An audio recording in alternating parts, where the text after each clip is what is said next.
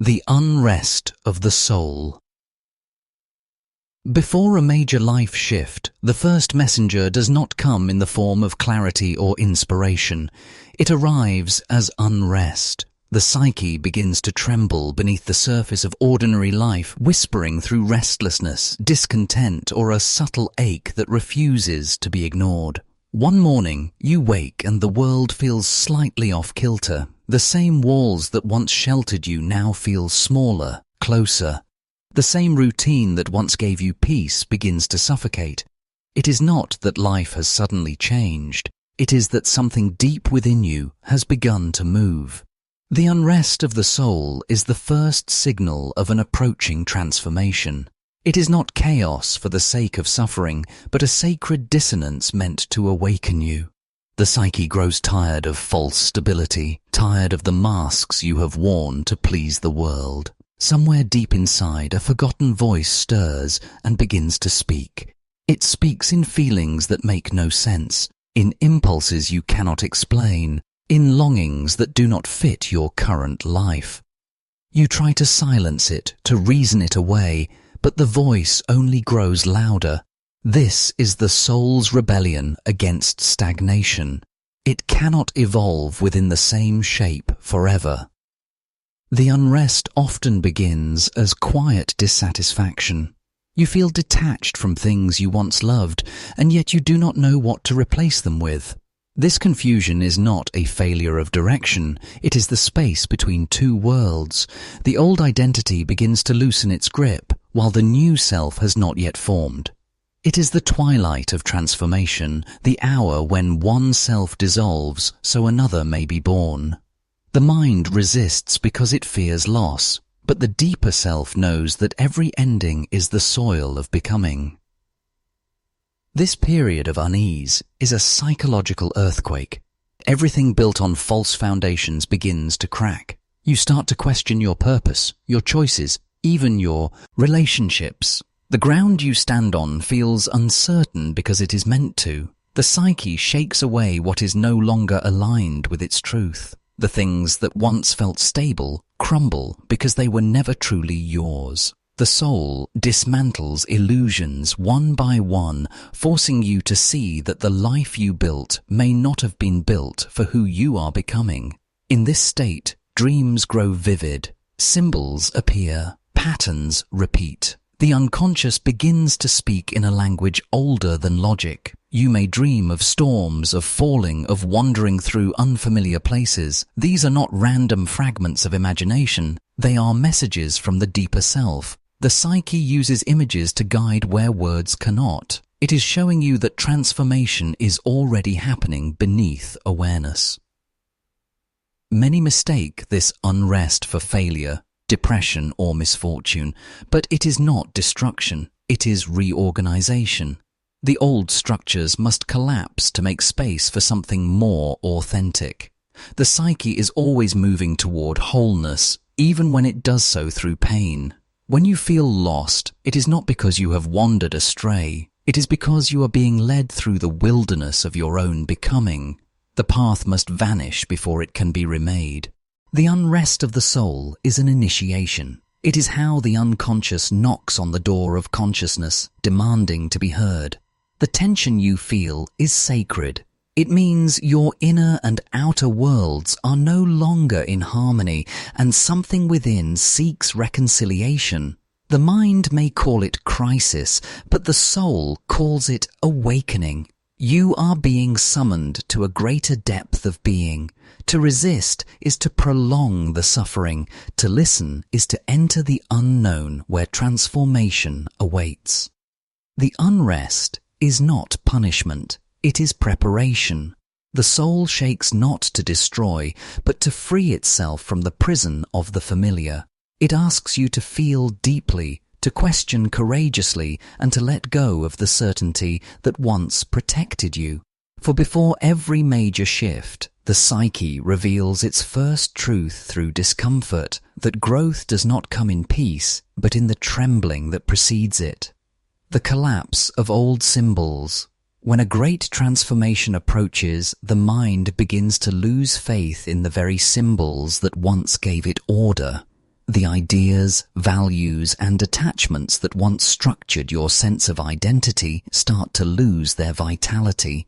What once inspired you now feels hollow, and what once guided you begins to fade into uncertainty. This collapse is not a sign of weakness or failure. It is the psyche's natural response to inner evolution. The symbols of your past can no longer contain the expanding depth of your being. Every person lives within a web of symbols. These are not mere images or words, but living energies through which we interpret existence. A career, a belief, a relationship, or even an ambition, each serves as a vessel for meaning. For years, they hold us together, giving shape to our emotions and direction to our choices. But as the soul begins to grow, these forms start to lose their resonance. The life you once pursued no longer feels alive. The beliefs that once comfort you now confine you. What you once called truth becomes too small for the vastness awakening within. This moment of collapse is profoundly unsettling because it feels like death. You are not simply losing what you love, you are losing the meaning attached to it. The symbols that held your world together begin to disintegrate, and with them, the identity you once called I begins to unravel. This is the inner dismemberment that precedes renewal. The self must dissolve so that the deeper psyche can rebuild on more authentic ground. Yet, as these symbols fall away, the conscious mind often clings to them, fearing the emptiness that follows.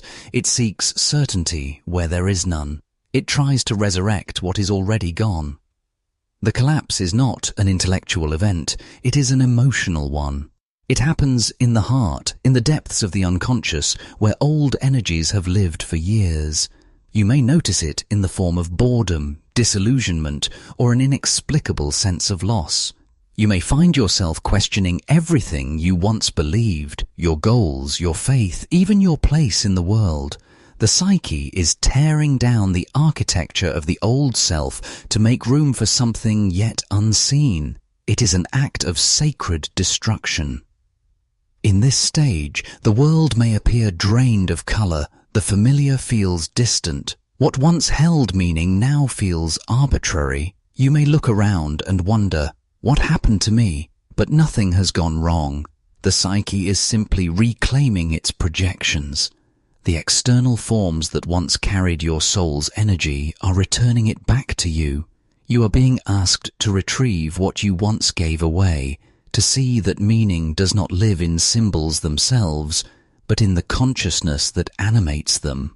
During the collapse, many people feel tempted to rush toward new symbols, to replace the old structure with another relationship, another belief, another dream. But the psyche does not ask for replacement. It asks for stillness. It asks for you to endure the void without trying to fill it. This emptiness is where new life begins. If you run from it, you carry the old patterns into the new form, and transformation becomes repetition. The psyche must strip away everything false so that what remains can be real. This process is painful because symbols are emotional attachments as much as they are ideas. To let them go feels like betrayal, yet it is an act of devotion to truth. The self that once found identity in roles and stories must surrender them. The mother, the lover, the achiever, the believer, all must fall silent for the deeper essence to emerge. The collapse of old symbols is the psyche's way of saying, you are not this image you have been living. As the old symbols dissolve, fragments of forgotten desire and unexpressed truth rise to the surface. The psyche brings forth what has been denied to balance what was overvalued. It is an alchemical process, one part death, one part revelation. Out of the ashes of the old meaning, a purer essence begins to form. The collapse is the threshold between what has been lived and what has yet to be born.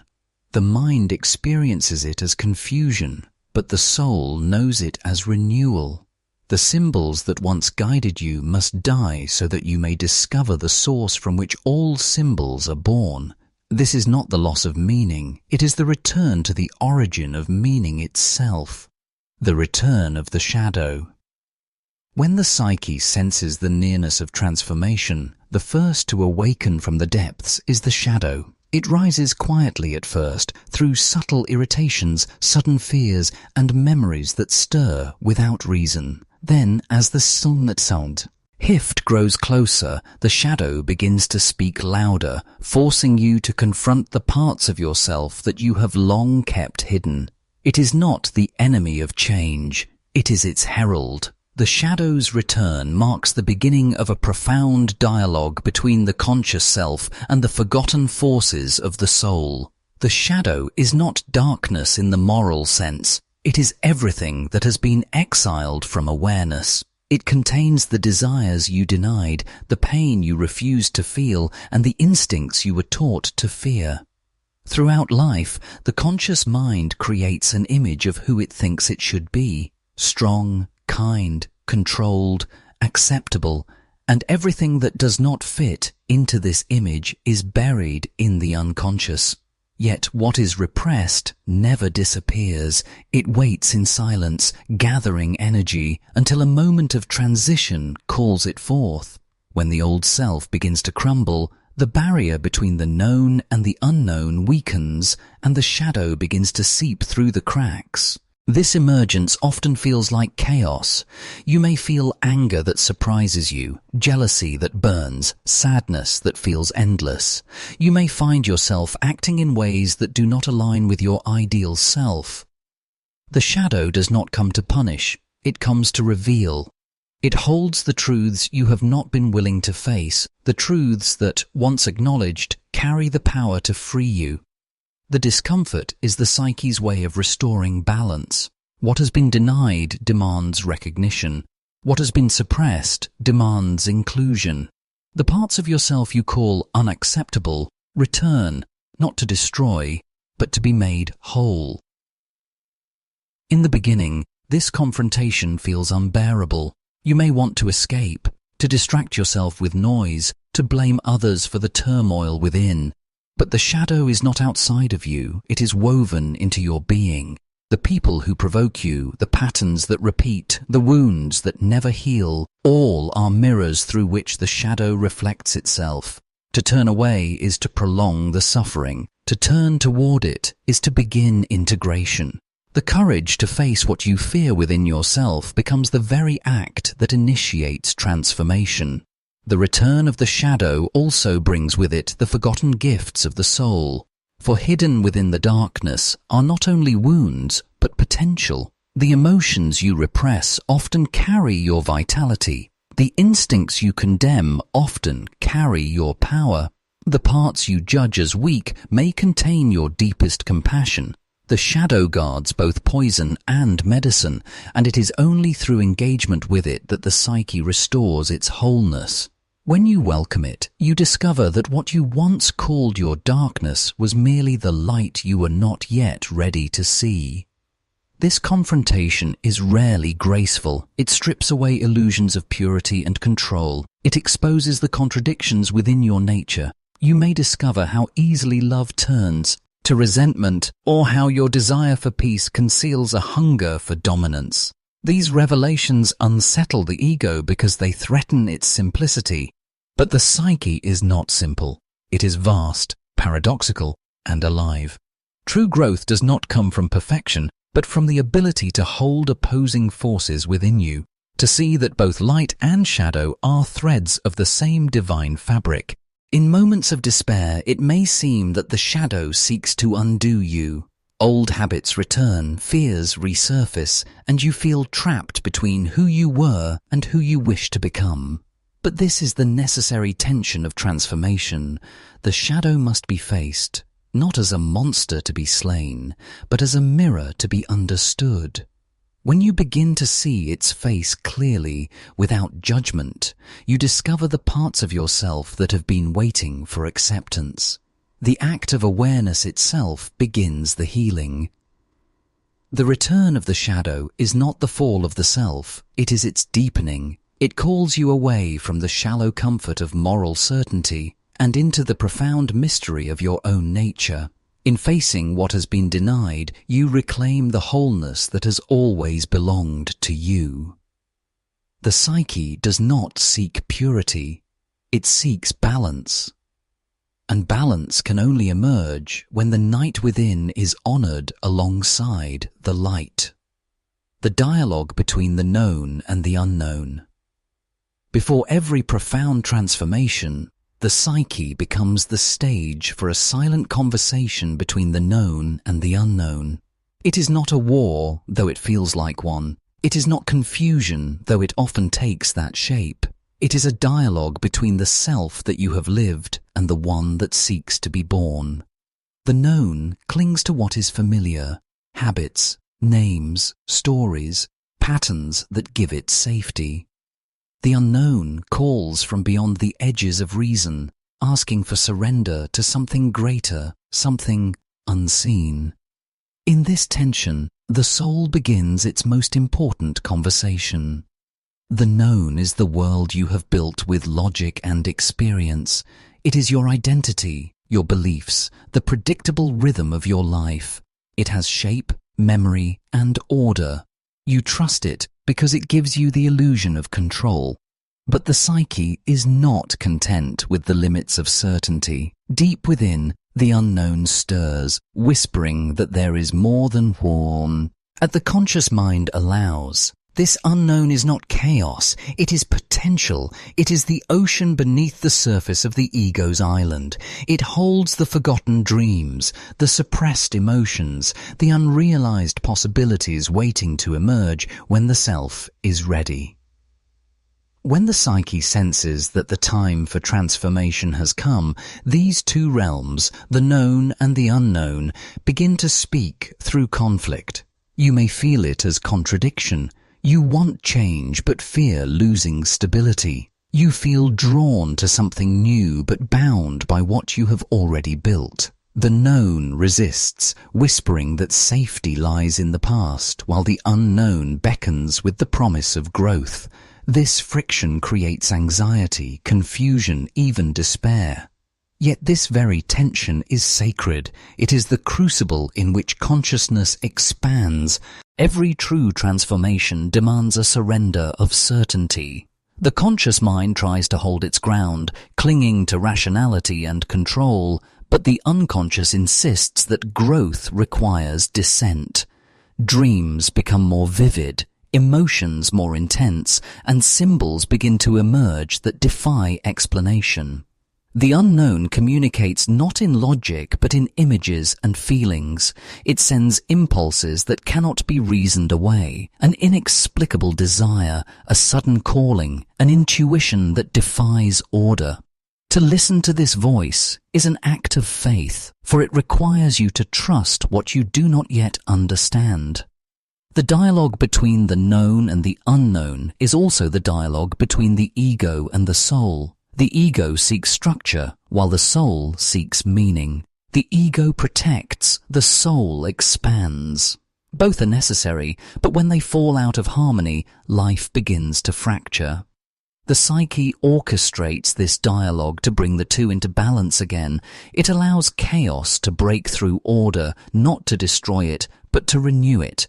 The known must yield just enough to let the unknown reveal its wisdom, and in that yielding, something entirely new is created, a larger consciousness that can hold both. This inner dialogue is often mirrored in the outer world. You encounter situations that seem to push you toward uncertainty, relationships that challenge your self-concept, losses that dissolve your attachments, opportunities that demand you to risk comfort for authenticity. These are not coincidences, they are reflections of the psychic dialogue unfolding within. The world becomes a mirror of your inner evolution, each event symbolizing the shifting balance between what you know and what you have yet to discover. To the mind that loves order, this process feels unbearable. It seems as if everything solid is melting. You question who you are, what you want, where you belong, but such questions are the langed age of the unknown breaking through. The psyche does not ask you to have answers, it asks you to remain present in the questioning. Every time you resist the urge to flee back to certainty, you widen the space for the new self to emerge. The unknown speaks through mystery because truth cannot always be contained in definitions. As this dialogue deepens, the boundary between the two realms becomes porous. The known begins to absorb wisdom from the unknown, intuition blends with reason, emotion finds its rightful place beside thought. You begin to live not as a divided being, but as an integrated one. The world around you feels different, not because it has changed, but because your perception has. The unknown is no longer an adversary, but a companion, guiding you toward the fuller expression of your essence. The dialogue between the known and the unknown is the heartbeat of transformation. It is the meeting of the finite and the infinite within you. To live in this tension without collapsing into fear is to witness creation itself unfolding in the depths of your own being. The psyche, in its eternal wisdom, uses this conversation to lead you beyond survival and into the sacred act of becoming, the rebirth of purpose. After the psyche has endured the unrest, the collapse, and the confrontation with its own shadow, something begins to move within the silence that follows. It is faint at first, like a distant pulse beneath the ruins of the old self. Out of the disintegration, out of the long night of the soul, a new sense of purpose begins to take form. It does not appear as a thought or a plan, but as a feeling, a quiet knowing that something within has shifted its axis. What once seemed meaningless begins to shimmer again, though differently than before. This is not the return to the old life, but the emergence of a deeper one. The rebirth of purpose is not an intellectual decision. It is a revelation that arises from the unconscious. After everything false has fallen away, the psyche begins to rebuild itself from the fragments of authenticity that survived the storm. This rebuilding does not happen through effort or willpower. It unfolds naturally, like spring after winter. The soul knows how to heal itself when the ego no longer interferes. It gathers the broken pieces of experience, the lost emotions, the forgotten dreams, and arranges them into a new pattern that reflects a truer image of being. In this stage, you may notice that your desires begin to change. What once excited you now feels empty, and what once frightened you now draws you closer. The direction of life starts to realign, not toward external success, but toward inner coherence.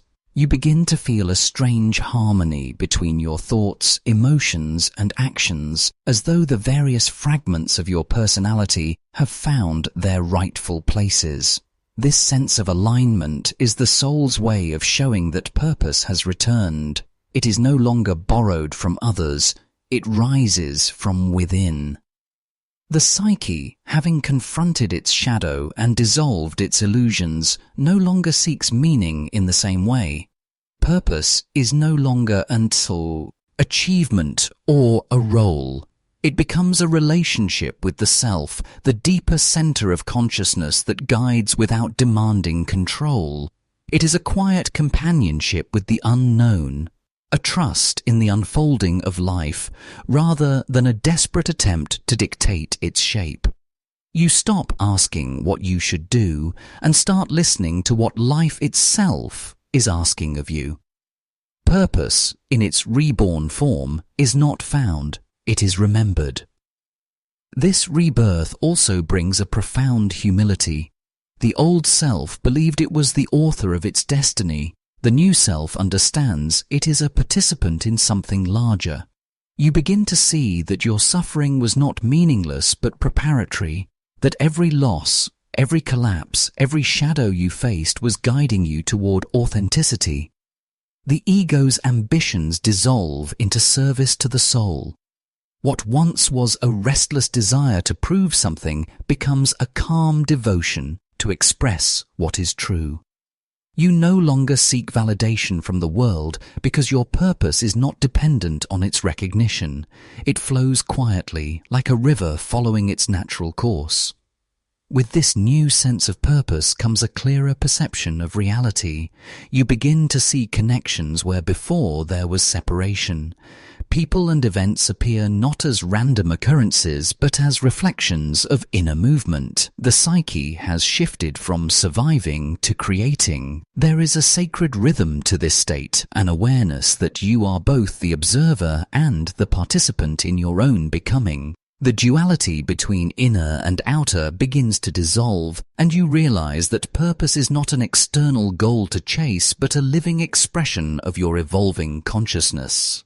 This rebirth does not erase struggle. Pain still visits, doubt still lingers, but they no longer dominate.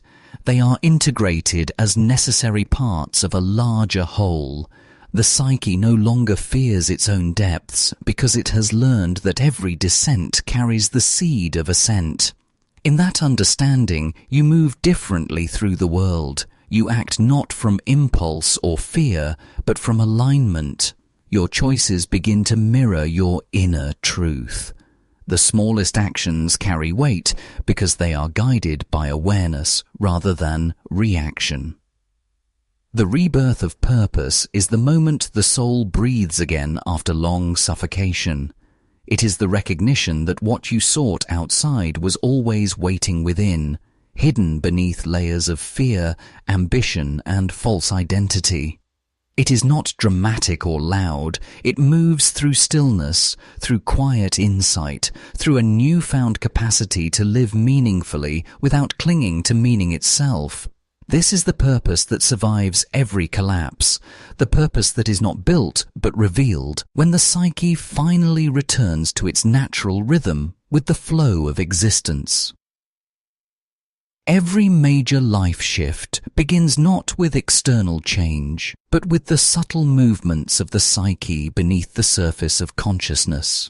The soul does not evolve through comfort or certainty. It evolves through tension, disintegration, and renewal. The unrest you feel is not a sign that life has gone wrong. It is the call of something deeper urging you toward expansion.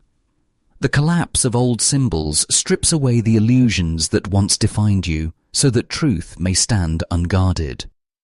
The return of the shadow forces you to meet the forgotten parts of yourself, to see that darkness is not the opposite of light, but its necessary counterpart. The dialogue between the known and the unknown invites you into sacred uncertainty where faith replaces control. And through all of this, purpose, true Livy, Nung purpose, emerges not as a goal, but as an expression of wholeness. When the psyche reveals its signs before a major shift, it is not warning of destruction, but of birth. Something within you is dying, yes, but only so that something larger can live.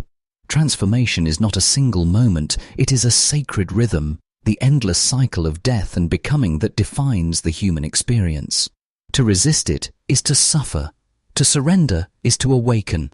The path forward is not found through the mind's search for clarity, but through the soul's willingness to feel, to release, and to trust in its own unfolding. You are not being undone. You are being remade. Every tremor, every loss, every confrontation with your inner depths is guiding you toward the deeper realization of who you truly are. The psyche, in its infinite wisdom, destroys only what must be released, so that what is eternal in you may finally rise to the surface and breathe